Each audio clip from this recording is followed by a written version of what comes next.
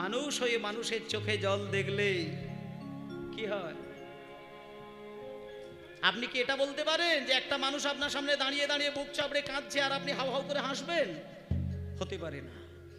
দেখুন, বুকের ব্যথা নেবার দরকার হয় না, মানুষের কান্না দেখলেই চোখে জল এসে যায়।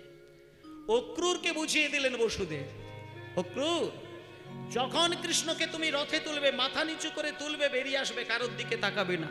যদি কারোর কান্নার শব্দ তুমি শুনতেও পাও, তুমি কান করবে না, বেরিয়ে আসবে, শান্তিপুনি মুনির গৃহে যাবে, ছেলেকে ভর্তি করবে, চলে আসবে।